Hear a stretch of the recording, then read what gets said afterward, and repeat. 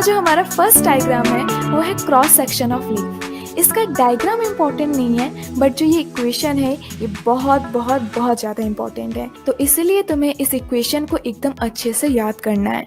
और साथ ही ये तीनों के तीनों स्टेप्स ये भी बहुत ज़्यादा इम्पॉर्टेंट है। ये 3 स्टेप और ये इक्वेशन तुम्हें याद होनी चाहिए। बस इतना ही करने से तुम्हारा फोटोसिंथेसिस कंप्लीट हो जाएगा।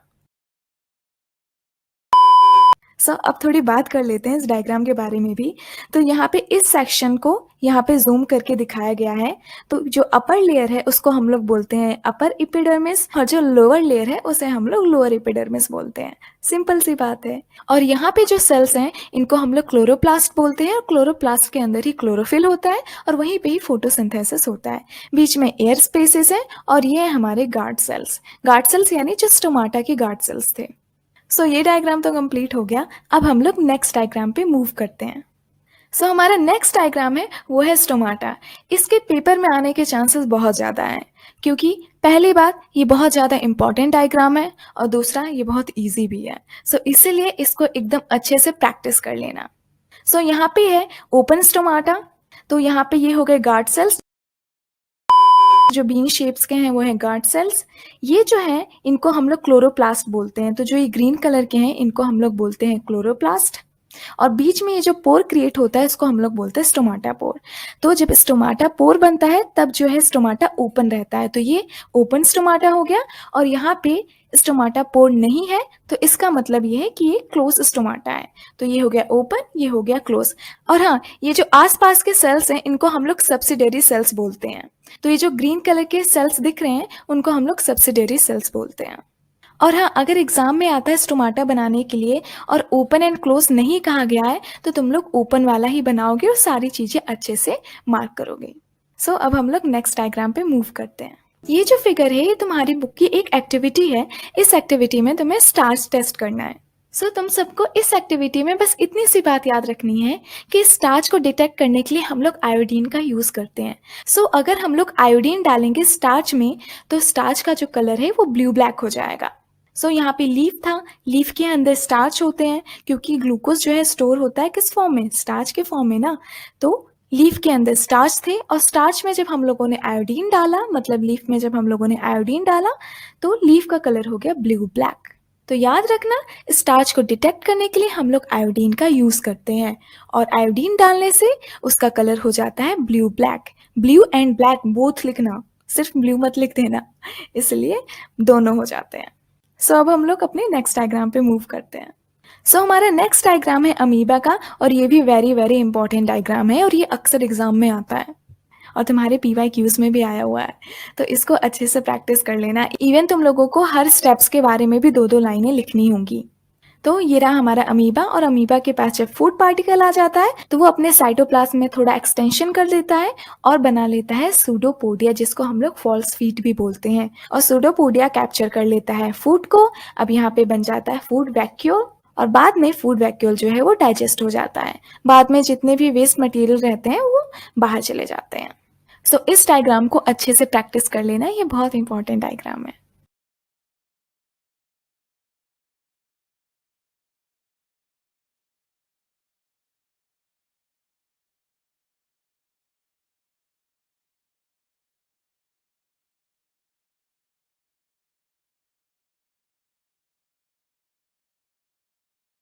ये जो डायग्राम है ये भी तुम्हारे NCERT बुक की एक एक्टिविटी है।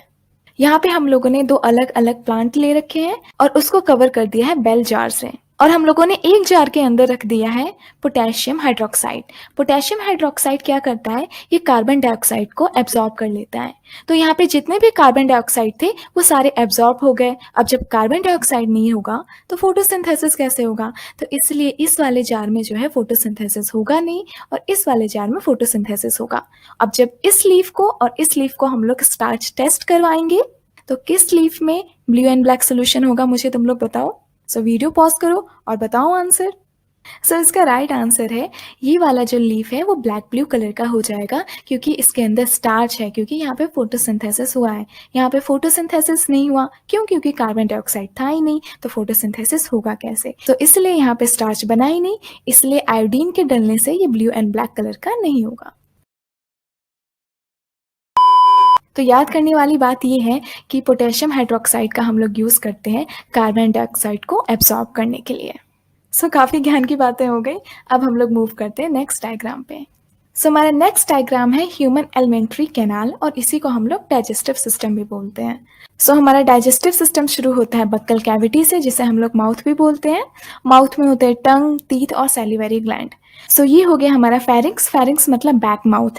तो यहाँ पे लिखा हुआ नहीं है, बट फिर भी तुम लोग शो कर सकते हो, कोई प्रॉब्लम नहीं है। तो ये हो गया हमारा फेरिंक्स। उसके बाद हो गया ये ईसोफेगस, पाइप लाइक स्ट्रक्चर जहाँ पे कोई डाइजेशन नहीं होता है। सो ये हो गया हमारा स्टमक। उसके बाद ये हो गया हमारा लिवर। लिवर जो है हमारा लार्जेस्ट ग्लैंड है। ये हो गया गॉल ब्लैडर, जहाँ पे बाइल जो है स्टोर होता है। ये हो गई हमारी स्मॉल इंटेस्टाइन, और ये हमारी लार्ज इंटेस्टाइन, और ये हो गया हमारा पैनक्रियाज। यहाँ पे हो गया हमारा अपेंडिक्स। अपेंडिक्स को हम लोग वेस्टिजियल ऑर्गन बोलते हैं। वेस्टिजियल ऑर्गन मतलब कि अब इनका कोई यूज़ नहीं है, पहले था बट अब इनका कोई यूज़ नहीं है।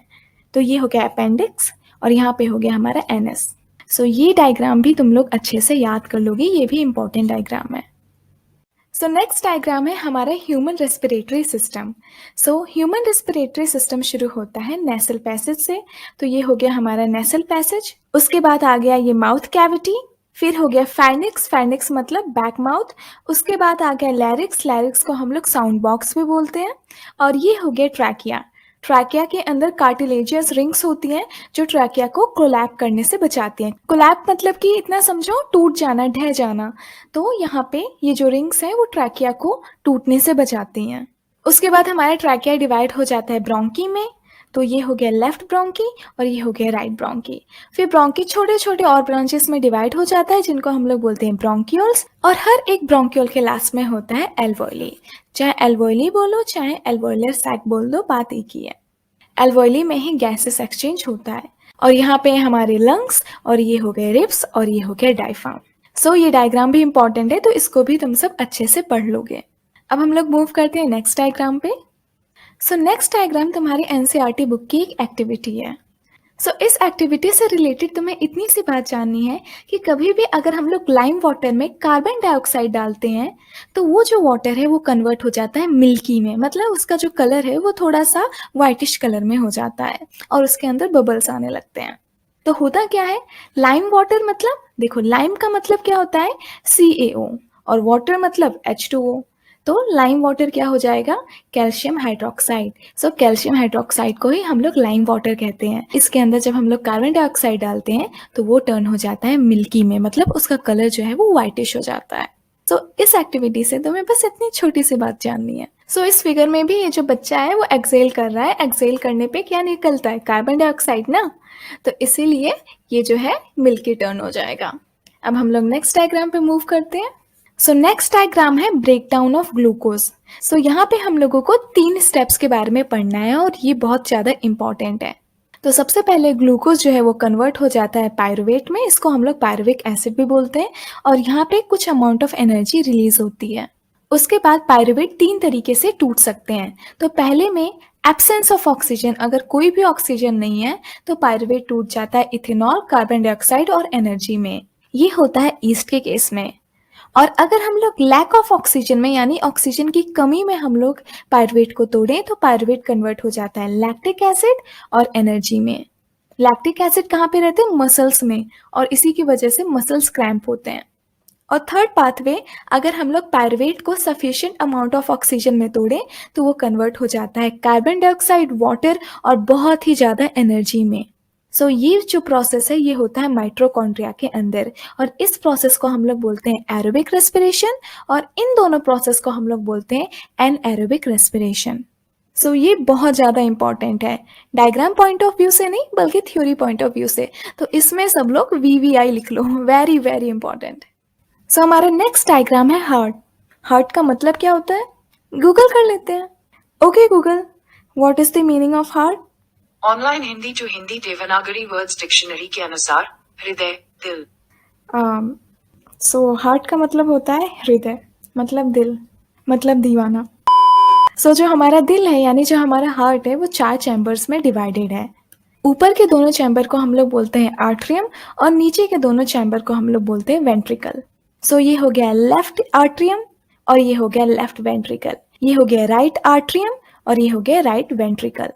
सो सबसे पहले हमारा जो ब्लड है वो आता है लेफ्ट आर्ट्रियम में, कहाँ से? पल्मोनरी वेन से।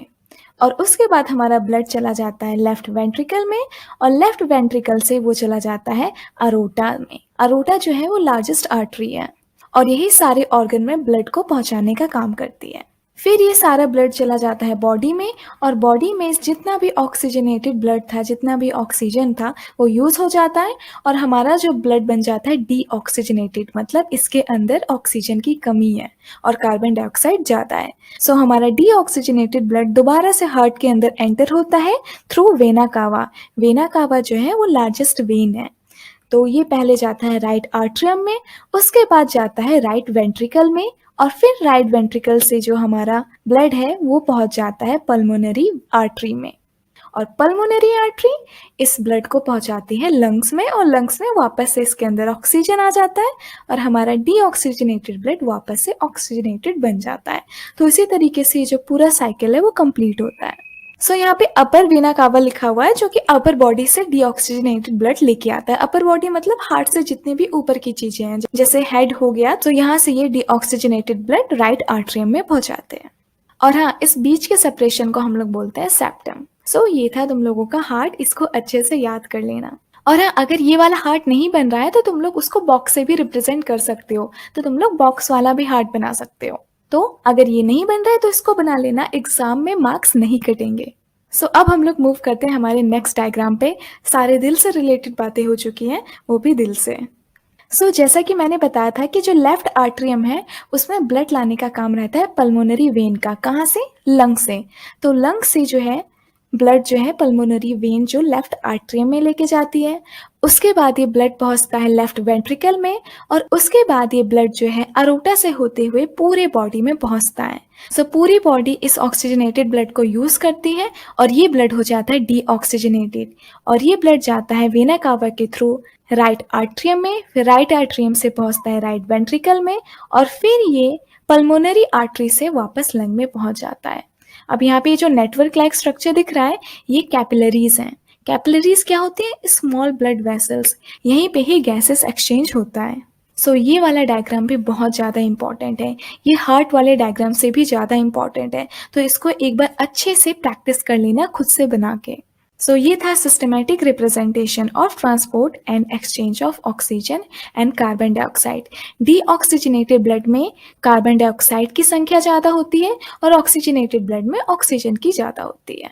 यहाँ पे रेड कलर में जितने भी ब्लड है वो ऑक्सीजनेटेड है और ब्लू कलर में है वो डीऑक्सीजनेटेड है। हालांकि दोनों ब्लड ही रेड होते हैं, लाल होते हैं, ऐसा नहीं है कि डीऑक्सीजनेटेड ब्लड जो है नीला होता है। यहाँ पे कलर डिफरेंस किया गया है जिससे कि तुम लोगों को अच्छे से बातें समझ में आए।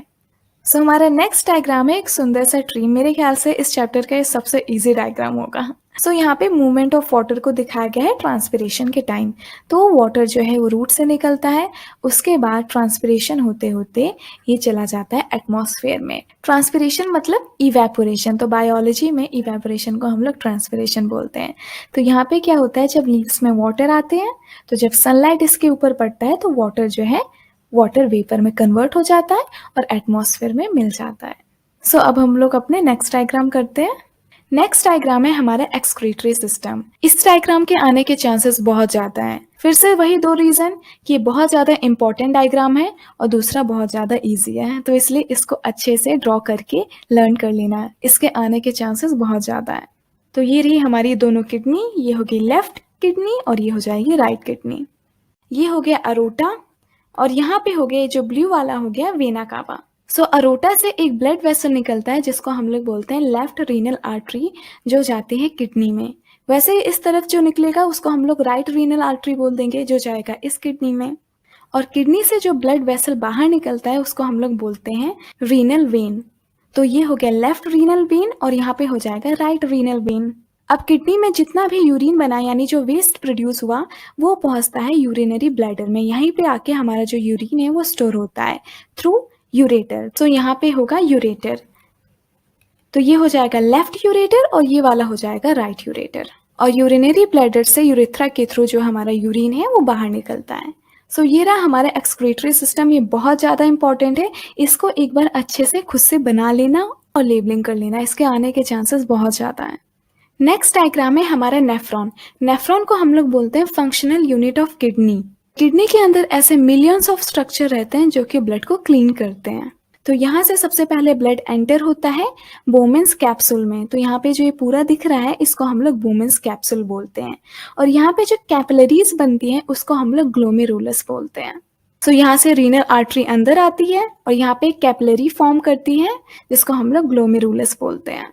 अब सुनो, ये जो वुमेन्स कैप्सूल रहता है वो एक तरीके से छन्नी का काम करता है। जैसे हम लोग चाय छानते हैं तो जितना भी वेस्ट मटेरियल रहता है वो सब का सब जो है इस तरफ आ जाता है, और जितने भी मोटे पार्टिकल्स रहते हैं जैसे रेड ब्लड सेल हो गए वो सब के सब इस वाले ब्लड वेसल्स में आ जाते हैं। सो इस पूरे ट्यूब में होता है फिल्ट्रेशन एंड रीएब्सॉर्प्शन, और लास्ट में हम लोगों को इस येलो ट्यूब में मिलता है यूरिया, और सारा का सारा यूरिया कलेक्टिंग डक्ट से होते हुए पहुंचता है यूरेटर में। तो ये हो गया कलेक्टिंग डक्ट, और यहाँ पे जो है कैपिलरीज फॉर्म होती हैं। जितने भी यूजफुल सब्सटेंस हैं वो वापस से रीअब्सॉर्ब हो जाता है ब्लड वेसल में। तो इसलिए यहाँ पे कैपिलरीज होना ज़रूरी है क्योंकि कैपिलरीज के थ्रू एक्सचेंज ऑफ मटेरियल होता है, और यहाँ से सारा का सारा जो ब्लड है वो वापस वेन के थ्रू होते हुए किडनी से बाहर निकल जाता है। सो इसी तरीके से हमारा नेफ्रॉन जो है काम करता है। तो ये डायग्राम इंपॉर्टेंट है, इसको भी याद कर लेना। एक्चुअली में लाइफ प्रोसेसेस के सारे ही डायग्राम इंपॉर्टेंट है, तो इसलिए इसको अच्छे से याद कर लेना। ये जो डायग्राम है ये बिल्कुल भी इंपॉर्टेंट नहीं है, ये एग्जाम में नहीं आने वाला है, तो इसको याद करने की कोई ज़रूरत नहीं है। इस पूरे प्रोसेस को हम लोग डायलिसिस बोलते हैं, इसको हम लोग आर्टिफिशियल किडनी भी बोलते हैं। तो जिनकी किडनी खराब हो जाती है वो इस मशीन के थ्रू जिंदा रहते हैं। और हाँ, एक और चीज़ तुम लोग याद कर सकते हो, वैसे एग्जाम में नहीं आएगा बट याद कर लेना कि जो हमारा नॉर्मल बीपी रहता है यानी ब्लड प्रेशर रहता है वो रहता है 120/80। 120 हो गया सिस्टोलिक प्रेशर और 80 हो गया डायस्टोलिक प्रेशर। सिस्टोलिक यानी जब ब्लड वेसल जो है कॉन्ट्रैक्ट करती है, और डायस्टोलिक मतलब कि जब ब्लड वेसल जो है रिलैक्स करती हैं। तो ये याद कर लेना।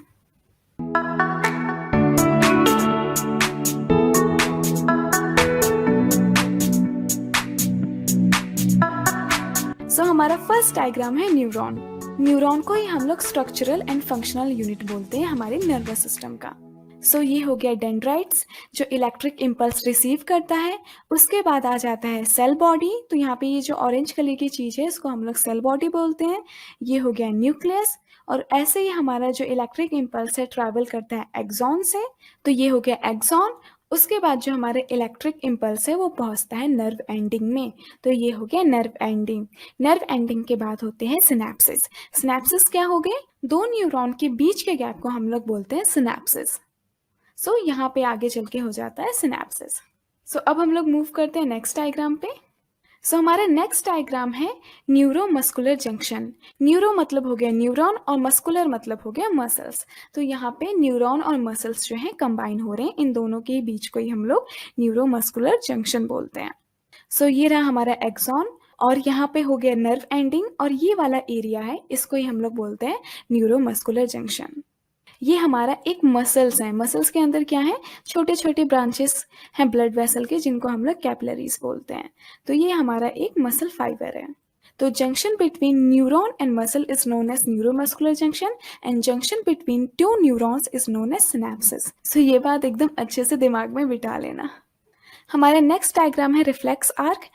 रिफ्लेक्स एक्शन तुम्हारे सिलेबस में नहीं है तो इसलिए हम लोग इसको ज़्यादा नहीं पढ़ेंगे, बट रिफ्लेक्स एक्शन होता क्या है? ऐसे एक्शन या फिर ऐसे डिसीजन जो स्पाइनल कॉर्ड लेता है तो उसी को हम लोग रिफ्लेक्स एक्शन बोलते हैं। मतलब ऐसे डिसीजन जो क्विक लेने पड़ते हैं, जैसे कि आपकी आंख में कोई चीज़ पड़ रही होगी तो आपकी आंख तुरंत बंद हो जाएगी। तो इन्हीं सारी चीज़ों को हम लोग रिफ्लेक्स एक्शन बोलते हैं। या फिर आप कोई गर्म चीज़ टच कर दो तो आपका हाथ तुरंत हट जाएगा, तो इन्हीं एक्शन को हम लोग रिफ्लेक्स एक्शन बोलते हैं। बस इतना ही जान लो, ये एग्जाम में नहीं आएगा। नेक्स्ट डायग्राम है दुनिया का सबसे कॉम्प्लेक्स चीज, human brain. Human brain 3 part में डिवाइडेड है, फोर ब्रेन, हाइड ब्रेन और मिड ब्रेन। फोर ब्रेन के अंदर आ जाते हैं सेरिब्रम और हाइपोथैलेमस प्यूटेटरी ग्लैंड। ये जो कॉइल स्ट्रक्चर दिख रहा है इंटेस्टाइन टाइप का, इसी को हम लोग सेरिब्रम बोलते हैं। यही सारे थिंकिंग पार्ट या फिर इंटेलिजेंस इसी पार्ट से डिसाइड होती है। यहाँ पे हो गया हमारा हाइपोथैलेमस और ये हो गया प्यूटेटरी ग्लैंड। इस पार्ट को हम लोग बोलते हैं मिड ब्रेन, और यहाँ पे नीचे आ जाता है हमारा हाइड ब्रेन। तो ये हो गया पॉन्स, मेडुला और ये हो गया सेरिबेलम, और यहाँ से हमारा निकलता है स्पाइनल कॉर्ड। सो याद रखना जितने भी वॉलेंट्री एक्शन है वो फोर ब्रेन के द्वारा कंट्रोल होते हैं। और वॉलेंट्री एक्शन मतलब ऐसे एक्शन जो हम लोग अपनी मर्जी से लेते हैं, जैसे चलना, लिखना, पढ़ना, दौड़ना। तो ये सारी की सारी क्या है, वॉलेंट्री एक्शन है। जो इनवॉलेंट्री एक्शन है वो हमारे मिड ब्रेन और हाइड ब्रेन कंट्रोल करते हैं। अब इनवॉलेंट्री एक्शन मतलब ऐसे एक्शन जो ऑटोमेटिक हैं, हम लोग उन्हें कंट्रोल नहीं करते, जैसे हमारा हार्ट बीट हो गया या फिर हमारा डाइजेशन हो गया, ये अपने आप होता है, हम लोग नहीं कंट्रोल करते इसे। सो ये सारे के सारे एक्शन को हम लोग इनवॉलेंट्री एक्शन बोलते हैं। सो ये डायग्राम इंपॉर्टेंट है, इसको एक बार अच्छे से पढ़ लेना। नेक्स्ट डायग्राम है सबसे इजी डायग्राम इस चैप्टर का। तो यहाँ पे सेंसिटिव प्लांट को दिखाया जा रहा है और इस प्लांट को हम लोग बोलते हैं टच मी नॉट। तो अगर आप इसको टच कर दोगे तो ये जो है कुछ इस तरीके से सिंक कर जाता है, तो इसलिए टच मत करना। इस डायग्राम में हमें जियोट्रॉपिज्म दिखाया जा रहा है। तो जियोट्रॉपिज्म मतलब कि अर्थ की तरफ मूव करना। तो यहाँ पे पॉजिटिव जियोट्रॉपिज्म हो रहा है, यानी कि अर्थ की तरफ जो है रूट्स जो है मूव कर रही हैं। यहाँ पे नेगेटिव जियोट्रॉपिज्म हो रहा है। नेगेटिव मतलब कि वो अर्थ से दूर जा रही हैं। तो अगर अवेज होती हैं तो हम लोग नेगेटिव वर्ड यूज करते हैं, और टुवर्ड होती हैं तो हम लोग पॉजिटिव वर्ड यूज करते हैं। तो जो रूट्स रहती हैं वो पॉजिटिव जियोट्रॉपिज्म शो करती हैं, और जो स्टेम्स रहती हैं वो नेगेटिव जियोट्रॉपिज्म शो करते हैं। यहाँ पे भी सेम चीज़ दिखाया जा रहा है, इसको हम लोग बोलते हैं फोटोट्रॉपिज्म, यानी कि लाइट की तरफ मूव करना। तो यहाँ पे जो स्टेम है वो जो है लाइट की तरफ मूव कर रहे हैं। सो जो स्टेम रहती हैं वो पॉजिटिव फोटोट्रॉपिज्म शो करती हैं। जो रूट्स रहते हैं हमेशा लाइट के अपोजिट डायरेक्शन में जाते हैं, तो इसलिए हम लोग बोलते हैं रूट्स जो हैं वो नेगेटिव फोटोट्रॉपिज्म शो करते हैं। सो नेक्स्ट डायग्राम है हमारा इंडोक्राइन सिस्टम। तो यहाँ पे मेल इंडोक्राइन सिस्टम को दिखाया गया है। तो ये हो गया पीनल ग्लैंड। पीनल ग्लैंड जो है डे और नाइट साइकिल को रेगुलेट करता है। तो यहाँ पे मैंने लिख दिया जिससे कि तुम लोगों को आसानी हो समझने में। यहाँ पे हो गया हमारा हाइपोथैलेमस। यहाँ पे हो गया प्यूटिटरी ग्लैंड। प्यूटिटरी ग्लैंड को हम लोग मास्टर ग्लैंड बोलते हैं, क्यों? क्योंकि ये सारी चीज़ें जो है रेगुलेट करते हैं बॉडी में। हाइपोथैलेमस को हम लोग master of the master gland बोलते हैं, क्योंकि वो प्यूटिटरी ग्लैंड को कंट्रोल करता है। यहाँ पे हो गया हमारा थायराइड ग्लैंड, जो कि थायरोक्सिन सिक्रीट करता है, और इसकी कमी से गॉइटर होता है। यहाँ पे हो गया हमारा पैराथायराइड ग्लैंड, जो कि थायराइड ग्लैंड के जस्ट अपोजिट होता है, पीछे होता है। ये बॉडी में कैल्शियम को रेगुलेट करता है। यहाँ पे नीचे हो जाता है थाइमस। थाइमस जो है हमारी इम्यूनिटी बढ़ाता है, मतलब इम्यूनिटी को रेगुलेट करता है। यहाँ पे होती है पैनक्रियास। पैनक्रियास जो है इंसुलिन सिक्रीट करती है, जो शुगर लेवल कंट्रोल करती है। यही किडनी के ऊपर दो ग्लैंड रहते हैं जिनको हम लोग एड्रेनल ग्लैंड बोलते हैं। एड्रेनल ग्लैंड सिक्रीट करती है एड्रेनलिन। एड्रेनलिन को हम लोग इमरजेंसी हार्मोन बोलते हैं। यहाँ पे हो गया टेस्टिस, क्योंकि ये मेल है तो इसलिए टेस्टिस होगा। टेस्टिस जो है टेस्टोस्टेरोन सिक्रीट करता है, और टेस्टोस्टेरोन जितने भी सेकेंडरी सेक्सुअल कैरेक्टर हैं वो कंट्रोल करता है। उसी तरीके से फीमेल में सारी चीज़ें सेम रहती हैं, बस यहाँ पे आ जाता है ओवरी। ओवरी जो है इस्ट्रोजन एंड प्रोजेस्टेरॉन सिक्रीट करती है। तो फीमेल में जितने भी सेकेंडरी सेक्सुअल कैरेक्टर रहते हैं वो ओवरी रेगुलेट करती है। तो फर्स्ट डायग्राम में बाइनरी फिजन हो रहा है अमीबा में। तो अमीबा में जो है बाइनरी फिजन होके दो डॉटर सेल्स मिल रहे हैं। तो ये जो सेल्स हैं इनको हम लोग डॉटर सेल्स बोलते हैं। सेकेंड यहाँ पे बाइनरी फिजन हो रहा है लीशमानिया में। तो लीशमानिया पे आपको एक बात याद रखनी है कि इनकी जो प्लेन ऑफ सिमेट्री होती है, ठीक है, वो डिवाइड करते हैं एग्जैक्ट बीच से। तो हम लोग बोलते हैं कि लीशमानिया में प्लेन ऑफ सिमेट्री होती है, बट अमीबा में ऐसा कुछ नहीं होता, वो कहीं से भी डिवाइड कर सकते हैं। और सबसे पहले जब डिवीज़न होता है तो इलोंगेशन ऑफ सेल्स होते हैं। तो फर्स्ट स्टेप डिवीज़न के लिए सबसे पहले इलोंगेशन ऑफ सेल्स होंगे, या फिर इलोंगेशन ऑफ न्यूक्लियस भी आप बोल सकते हैं। तो सबसे पहले इलोंगेशन ऑफ न्यूक्लियस होता है, फिर बाकी का डिवीज़न शुरू होता है। तो ये दोनों डायग्राम बहुत इंपॉर्टेंट है। अमीबा वाला बहुत ज़्यादा इंपॉर्टेंट है। लीशमानिया का कम चांसेस है कि वो आ सकते हैं एग्जाम में, तो अमीबा वाला आप लोग ज़रूर देख लीजिएगा। यहाँ पे मल्टीपल फिजन का एग्जाम्पल जो कि प्लाज्मोडियम में होता है। यहाँ पे एक ऑर्गेनिज्म डिवाइड होके बहुत सारे ऑर्गेनिज्म में टूट जाता है, मतलब डिवाइड हो जाता है। तो ये मल्टीपल फिजन का एग्जाम्पल है। प्लाज्मोडियम आप याद कर लीजिएगा। नेक्स्ट डायग्राम है प्लेनेरिया का। यहाँ पे रीजनरेशन हो रहा है। यहाँ पे प्लेनेरिया कट जा रहा है और वो अलग अलग हर एक पार्ट से न्यू प्लेनेरिया बन जा रहा है। तो यहाँ पे रीजनरेशन हो रहा है। याद रखना जो रीजनरेशन है ये एक्सीडेंटल प्रोसेस होता है। नेक्स्ट डायग्राम है बडिंग। यहाँ पे बडिंग हो रही है हाइड्रा में, तो यहाँ पे आप छोटा सा देख रहे हो, इसको हम लोग बड बोलते हैं। और ये है टेंटिकल्स, सो ये बर्ड आगे चल के डी अटैच हो जाता है। तो बडिंग दो टाइप के होते हैं। यहाँ पे हाइड्रा जो है, हाइड्रा के केस में ये जो बर्ड है डी अटैच हो जाता है, पर ईस्ट के केस में वो अटैच ही रहता है पेरेंट सेल से। तो ईस्ट भी आप याद कर तो ईस्ट भी आप बडिंग का एग्जाम्पल याद कर लीजिएगा। तो बडिंग हाइड्रा में भी होता है और ईस्ट में भी होता है। अब हम लोग अपने नेक्स्ट डायग्राम पे मूव करते हैं। नेक्स्ट डायग्राम है लीफ ऑफ ब्रायोफिलम। तो ये ब्रायोफिलम एग्जाम्पल है नेचुरल वेजिटेटिव प्रोपोगेशन का। यहाँ पे प्रोपोगेशन हो रहा है लीफ से। लीव्स के मार्जिन पे छोटे छोटे बड फॉर्म होते हैं, जिनको हम लोग बडी बोलते हैं। फिर जब ये थोड़े से मैच्योर हो जाते हैं तो ये टूट के नीचे गिर जाते हैं। जैसे वो सॉइल के कांटेक्ट में आते हैं, वहाँ पे नया ब्रायोफिलम का प्लांट उग जाता है। तो ब्रायोफिलम जो है ये वेजिटेटिव प्रोपोगेशन का एग्जाम्पल है नेचुरल, और यहाँ पे वेजिटेटिव प्रोपोगेशन होता है लीफ से। नेक्स्ट डायग्राम है राइजोपस का। तो यहाँ पे स्पोर फॉर्मेशन हो रहा है। तो राइजोपस जो है स्पोर फॉर्मेशन के थ्रू रिप्रोडक्शन करता है। तो यहाँ पे देख रहे हो, यहाँ पे स्पोर्स है, हवा के साथ ये सारे के सारे स्पोर्स जो है डिस्पर्स हो जाते हैं, और फिर जहाँ जहाँ पे स्पोर्स गिरते हैं वहाँ से एक नया प्लांट जो है उग जाता है। मेरा मतलब एक नया ऑर्गेनिज्म उग जाता है। और ये जो सर्कुलर पार्ट है, इसको हम लोग फ्रूटी बॉडीज बोलते हैं। तो फ्रूटी बॉडीज ही आगे चल के स्पोर्स बनती हैं। सो ये मोस्ट इंपॉर्टेंट डायग्राम है इस चैप्टर का। तो ये लॉन्गिट्यूडनल सेक्शन ऑफ फ्लावर। तो सबसे पहले हम लोग फीमेल पार्ट की बात करते हैं, जिसको हम लोग पिस्टल बुलाते हैं, या फिर इसी को हम लोग कार्पेल भी बोलते हैं।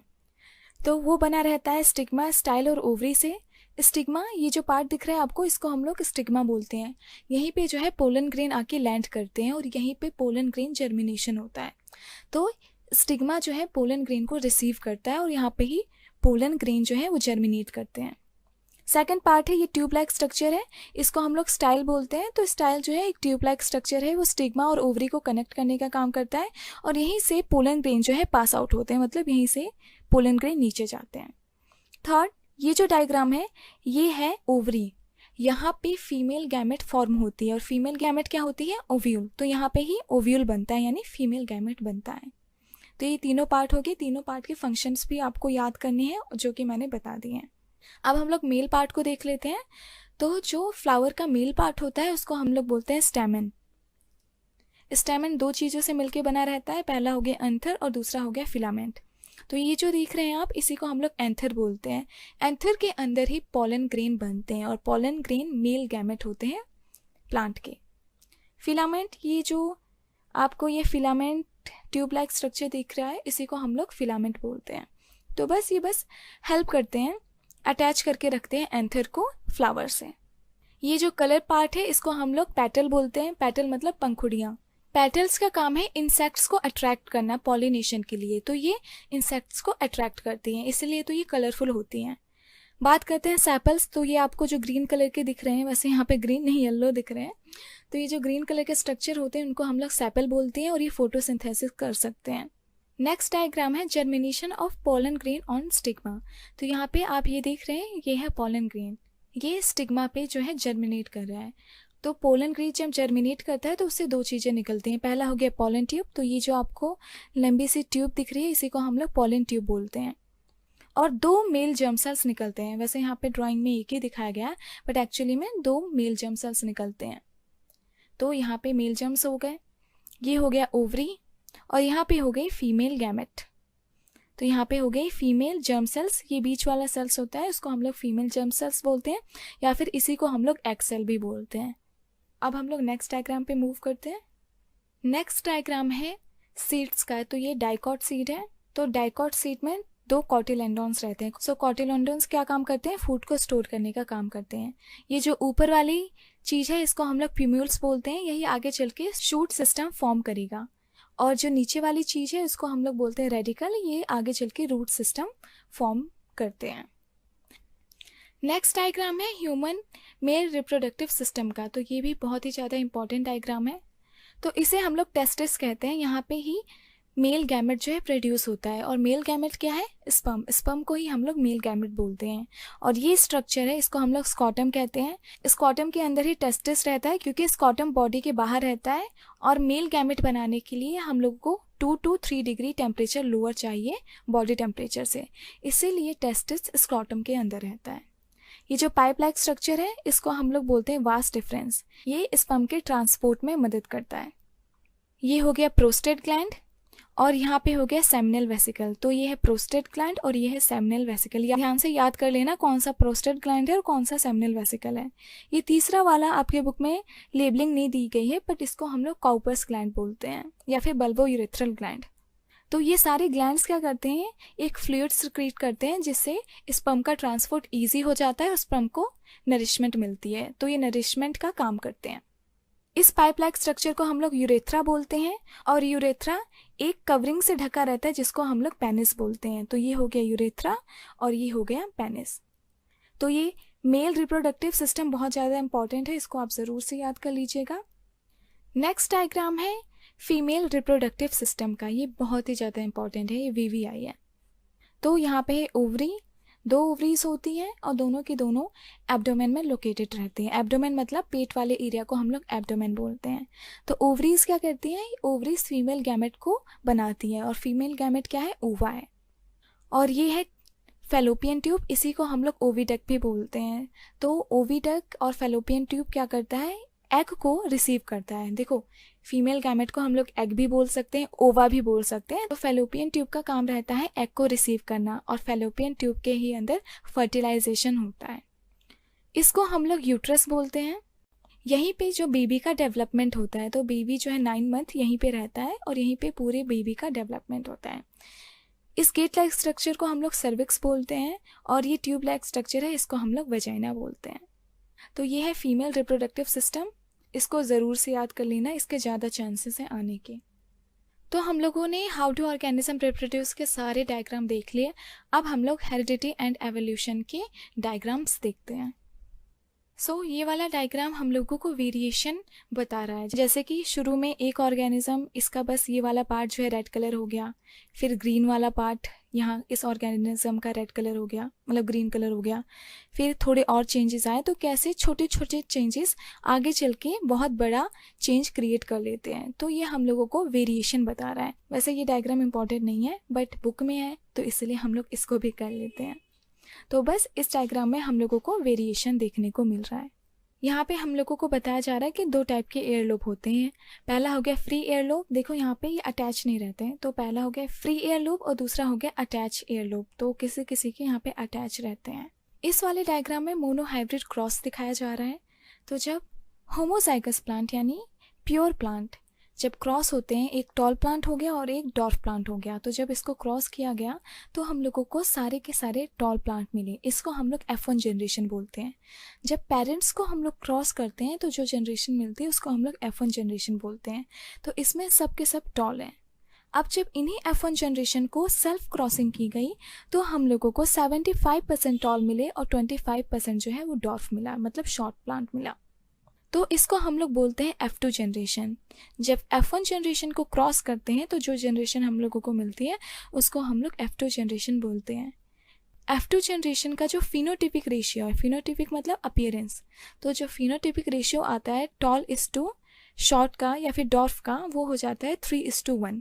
तो हमेशा याद रख लेना, मोनोहाइब्रिड क्रॉस चाहे कोई भी हो, उसका जो फिनोटिपिक रेशियो आएगा वो 3:1 आएगा और इसका जो जीनोटिपिक रेशियो आता है वो आता है 1:2:1। जीनोटिपिक मतलब जीन, उनका जेनेटिक मेकअप कैसा है, तो 1:2:1। यहाँ पे 1 है कैपिटल T, 2 है कैपिटल T स्मॉल t और लास्ट वाला 1 है स्मॉल t। तो ये डायग्राम बहुत ज़्यादा इंपॉर्टेंट है क्रॉस करने के लिए। अगर आपको क्रॉस आता है तो ये कुछ खास डायग्राम नहीं है इम्पॉर्टेंट, पर मोनोहाइब्रिड क्रॉस बहुत ज़्यादा इंपॉर्टेंट है, इसको आप ज़रूर से देख लेना। इस वाले डायग्राम में भी मोनोहाइब्रिड क्रॉस दिखाया जा रहा है। तो जब पिंक फ्लावर और वाइट फ्लावर को क्रॉस किए तो हम लोगों को पिंक फ्लावर मिल गया, क्योंकि पिंक फ्लावर जो है वो डोमिनेंट था। जब इसको सेल्फ क्रॉसिंग किए तो हम लोगों को 3 फ्लावर पिंक मिले और 1 फ्लावर जो है वाइट मिला, यानी रेशियो आया 3:1 का। तो कोई भी मोनोहाइब्रिड क्रॉस हो, हमेशा जो फिनोटिपिक यानी अपीयरेंस रेशियो जो आता है वो 3:1 आता है। और अगर इनके हम लोग जेनेटिक मेकअप की बात करें यानी जीनोटिपिक रेशियो की बात करें तो वो आएगा 1:2:1 का। तो कोई भी मोनोहाइब्रिड क्रॉस हो, रेशियो जो है वो यही रहता है। यहाँ पे डाई हाइब्रिड क्रॉस दिखाया जा रहा है। तो राउंड और ग्रीन सीड को हम लोगों ने क्रॉस करवाया रिंकल और येलो सीड के साथ। तो हम लोगों को जो F1 जनरेशन मिली उसमें राउंड और येलो सीड्स आए। F1 जनरेशन में सारे के सारे डोमिनेंट कैरेक्टर ही एक्सप्रेस होते हैं। तो यहाँ पे हम लोगों को क्या मिला, राउंड एंड येलो, क्योंकि यही राउंड डोमिनेंट कैरेक्टर है और येलो भी डोमिनेंट कैरेक्टर है। बाद में हम लोगों ने F1 जनरेशन को सेल्फ क्रॉस करवाया। तो यहाँ पे हम लोग सेल्फ क्रॉस करवा रहे हैं। तो हम लोगों को अलग अलग तरीके के कॉम्बिनेशन मिलते हैं, जैसे कि हम लोगों को राउंड और येलो सीड्स मिलते हैं, राउंड और ग्रीन सीड्स मिलते हैं, और रिंकल और ग्रीन सीड्स मिलते हैं। मतलब बहुत सारे कॉम्बिनेशन मिलते हैं, सिर्फ इतने नहीं। तो यहाँ पे कॉम्बिनेशन लिखा हुआ है कि किस किस टाइप के कॉम्बिनेशन मिलते हैं। तो हम लोगों को 4 टाइप के मिलते हैं, राउंड और yellow seeds, round and green seeds, और रिंकल एंड येलो सीड्स, और ग्रीन एंड रिंकल सीड्स। तो ये सब के सब 9:3:3:1 के रेशियो में रहते हैं। ये तुम लोगों को याद करना है। डाई हाइब्रिड क्रॉस का जो रेशियो आता है वो आता है 9:3:3:1। ये आप याद कर लीजिएगा। नेक्स्ट जो डायग्राम है ये है sex determination in human beings का। तो यहाँ पे मेल है, जो मेल्स रहते हैं वो रहते हैं XY, और जो फीमेल्स रहती हैं वो रहती हैं XX। तो जब गैमेट्स बनता है तो यहाँ से आ गया X गैमेट हुआ, और यहाँ से Y निकल के आया तो Y। तो एक स्पर्म में X गैमेट है, दूसरे में Y। उसी तरीके से जो फीमेल्स रहती हैं वो दोनों ही XX रहता है। तो इसलिए जो फीमेल्स का जो गैमेट्स रहता है, यानी जो एग रहता है, उसमें सिर्फ और सिर्फ एक टाइप के क्रोमोसोम पाए जाते हैं, और वो है X। बाद में ये X इसके साथ कंबाइन कर गया और बन गया XX। ठीक है, तो ये जो बनी ये फीमेल बनी, क्योंकि XX जो है वो फीमेल होती है। बाद में ये Y जब इसके साथ कंबाइन कर गया तो बन गया XY। तो XY जो है वो मेल्स में होता है, तो इसलिए यहाँ पे जो बेबी बना वो मेल बना। तो यहाँ पे सेक्स डिटर्मिनेशन की बात हो रही है। हमेशा याद रखना 50% प्रोबेबिलिटी रहती है गर्ल चाइल्ड की, और 50% जो प्रोबेबिलिटी रहती है वो रहती है बॉय चाइल्ड की। तो हम लोगों ने हेरिडिटी के सारे डायग्राम कंप्लीट कर लिए। अब हम लोग आते हैं आवर इन्वायरमेंट पे। तो इस डायग्राम में फूड चेन बताया गया है। तो ये जो है ये फॉरेस्ट फूड चेन है। तो ट्रीज को डियर ने खाया और डियर को टाइगर ने खा लिया, तो ये फॉरेस्ट फूड चेन है। जो सेकंड वाला है ग्रासलैंड फूड चेन है। तो एक ग्रास था, उसको किसी इंसेक्ट ने खाया, फिर फ्रॉग ने खाया, फिर उसके बाद स्नेक ने खाया, और स्नेक को ईगल ने खा लिया। तो ये जो है ग्रासलैंड फूड चेन। ये थर्ड वाला जो है ये है वाटर्ड फूड चेन, या फिर इसको हम लोग बोल सकते हैं पॉन्ड फूड चेन। तो प्लांट थे, वाटर प्लांट, उसको एक्चुअली में यहाँ पे स्कॉर्पियन नहीं होना चाहिए। स्कॉर्पियन क्या करेगा वाटर में, तो उसको किसी भी इंसेक्ट्स ने खाया। ठीक है, तो मान लो किसी प्लैंकटन ने खाया। प्लैंकटन क्या होते हैं, वो इंसेक्ट्स रहते हैं। उसके बाद स्मॉल फिश ने खाया, और उसके बाद ये क्या है, जो भी डक है तो उसने खा लिया, या स्वॉन है जो भी है उन्होंने खा लिया। तो यहाँ पे फूड चेन जो है दिखाया जा रहा है। अब हम लोग नेक्स्ट डायग्राम देख लेते हैं। इस डायग्राम में हम लोगों को ट्रॉपिक लेवल दिखाया जा रहा है। तो सबसे नीचे यानी सबसे बेस में जो रहता है वो प्रोड्यूसर रहता है, उसके बाद प्राइमरी कंज्यूमर, फिर सेकेंडरी, फिर टर्शरी कंज्यूमर। तो बस ये यहाँ पे ट्रॉपिक लेवल को शो किया जा रहा है। ये डायग्राम है फूड वेब का। तो फूड वेब में बहुत सारे फूड चेन जो हैं वो इंटरकनेक्टेड रहते हैं।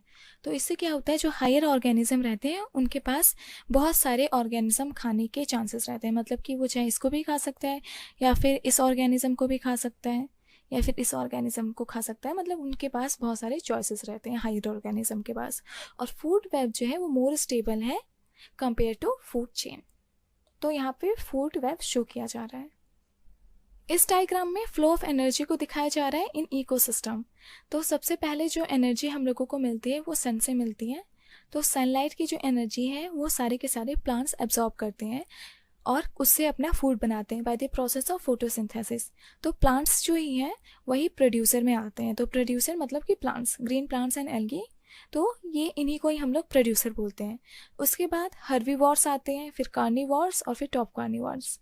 इस डायग्राम में दिखाया जा रहा है कि जैसे जैसे हम लोग ऊपर जाते हैं तो एनर्जी जो है वो कम होती जाती है। सबसे ज़्यादा एनर्जी लोअर ट्रॉपिक लेवल में रहती है, और जैसे जैसे ऊपर जाएंगे जो एनर्जी है वो कम होती जाती है। और कौन सा लॉ फॉलो होता है, यहाँ पे 10% लॉ फॉलो होता है। ओनली 10% एनर्जी ही एक ट्रॉपिक लेवल से दूसरे ट्रॉपिक लेवल में जाती है। यहाँ पे नहीं होता है, यहाँ प्रोड्यूसर से शुरू होता है। एक्चुअली में प्लांट्स जो है सनलाइट का 1% एनर्जी ही एब्जॉर्ब कर पाते हैं और फोटोसिंथेसिस कर पाते हैं। यहाँ से शुरू होता है 10% लॉ। प्रोड्यूसर से हर्बीवोर में सिर्फ और सिर्फ 10% एनर्जी जाएगी, हर्बीवोर से कार्निवोर में सिर्फ और सिर्फ 10% एनर्जी जाएगी, बाकी 90% एनर्जी उसके लाइफ प्रोसेसेस में यूज़ हो जाएगी। मतलब हर्बीवोर 90% एनर्जी अपने लाइफ प्रोसेसेस में यूज़ कर लेगा, ओनली 10% एनर्जी ही नेक्स्ट टॉपिक लेवल में ट्रांसफ़र करेगा।